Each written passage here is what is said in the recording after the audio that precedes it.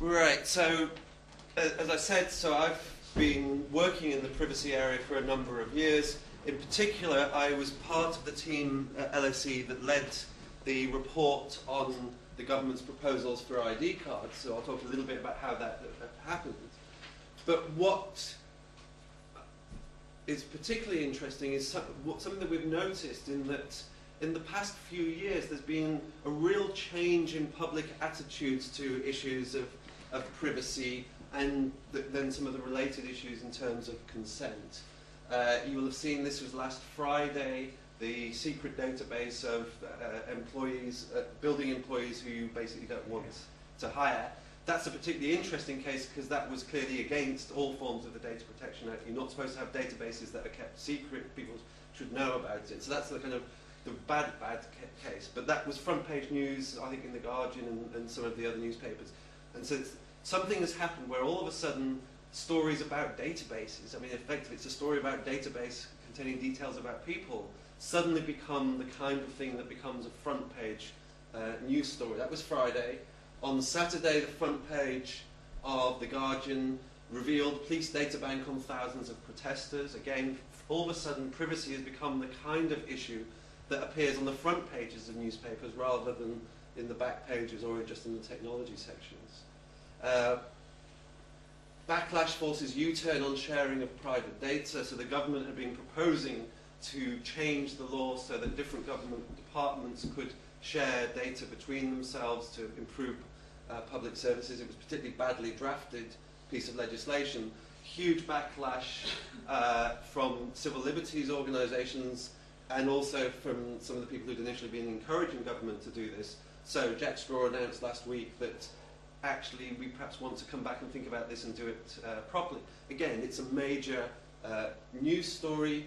Here's something from, I think, another newspaper. If my information is not safe with the doctor, who is it safe with? So the security of the data, the personal data, again becomes an issue. The campaign fight back against the Big Brother state begins. And then even the use of things like CCTV cameras and the rights that government, particularly local governments, have for using that data. So a survey that said using the powers that they've been given essentially for anti-terrorism measures, some local councils were using it to keep track of which dogs are fouling in the street, and people are kind of saying, hang on a second, that's not what if we do have a deal with the government for the government to protect us and to do certain things, looking at who allows dogs to foul in public places probably isn't quite the deal that we thought we were signing up to with regards to government. This is a quotation from Gareth Crossman from Liberty. He wrote a report in 2007 saying that the last decade has brought many threats to personal privacy. However, over the last 2 years in particular, growing nervousness in Westminster, the media and wider public opinion suggests that the time may be ripe for broad and balanced debate about this important democratic value about privacy. And what I find particularly interesting is this idea that he says it's in the last 2 or 3 years. He was writing in 2007, and the debate about ID cards started in 2005. Now, it might just be because we were involved in the debate about ID cards that I'm trying to see connections that perhaps aren't there. But certainly, if you look back on the literature about privacy being covered in the media, it very rarely gets mentioned as kind of front-page news stories, but it has become front-page news stories in the past few years. So I'm going to suggest that there is some kind of a link. Not that we caused this sudden transformation in terms of how society is doing it, but perhaps this started off a discussion that is an ongoing process today. So that was the slides that I kind of prepared coming up here. Just before we came out, was looking at the online news. First of all, the Health Department data practices are sick, frowns the ICO. The Department of Health has been told by the Information Commissioner's Office and the British Medical Association to improve the way it looks after patients' records. So it's still today's news. And then if you've seen, Google has decided that it's going to serve up behavioral ads. So if you use Google Mail, you get advertising targeted on the email messages that you receive. But that's for a sign up to Google Mail. What you're now getting is that also your browsing habits will give you targeted adverts as well. And Tim Berners-Lee says, ooh, don't like this, this is not really what the internet was supposed to be about. So again, this was literally 2 o'clock today. That it's becoming an issue that, again, people are starting to talk about and starting to report about. When Facebook had its about turn over its terms and conditions, again, major coverage in newspapers, which you wouldn't have had 10, 15, 20 years ago. Looking back at some of the academic literature on privacy, they do talk about things happening and about it being covered, but nobody mentions of these being front page news stories. So it's clearly something that's much more of an issue that's become more recently. So how has public opinion evolved? Certainly I want to suggest that a big player seems to be there in terms of getting public interest was the debate about ID cards.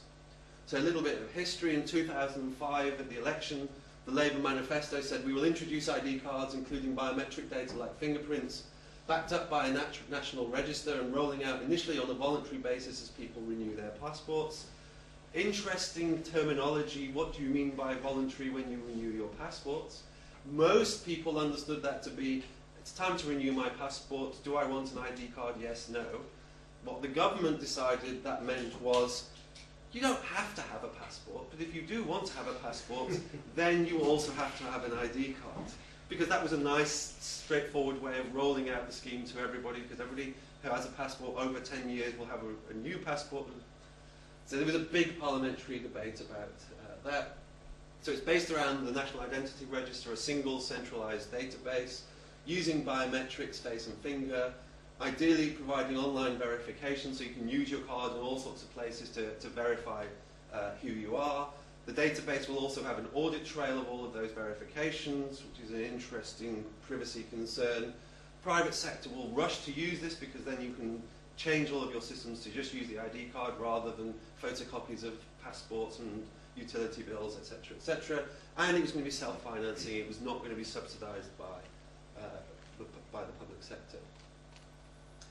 We then wrote a 300-plus page report reviewing some of the concerns in terms of technology, in terms of civil liberties, in terms of the role of biometrics, the idea of having a single centralised database, etc., etc. We also suggested that the government's costings were not quite right, partly because of how they were choosing to say what the costs were. The costs were just the cost to the Home Office, not the cost to government as a whole. It wasn't the most popular pieces of research. Some of the figures bandied around about costs are absolutely absurd. Mr. Clark, he was the 3 Home Secretaries ago, I think, said it was technically incompetent, so yeah, you're being talked to by someone who's technically incompetent, and contained figures that were simply mad. He accused the LSE of running a campaign against ID cards. If only we had that power to run a campaign that got such popularity.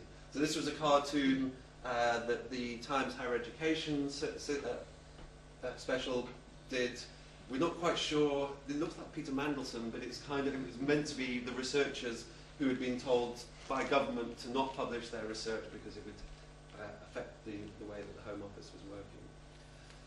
No to ID, which is the main opposition group to ID cards, has been doing a number of surveys over time asking basically this question. Government's proposed the introduction of identity cards that in combination with your passport will cost £93. From what you have seen or heard, do you think this proposal is a good idea, bad idea, etc.? In 2004, before the Act was introduced, because there had been a previous version of the legislation, 81% were in support of ID cards, based on not really knowing what it was. As the LSE report came out, which was June, July 2005, the support has effectively started dropping as people know more and more about what is involved. People are becoming much less supportive of this as a good idea. Not identity assurance, a technology that will allow you to verify your identity in various environments, but the specific scheme that the government is choosing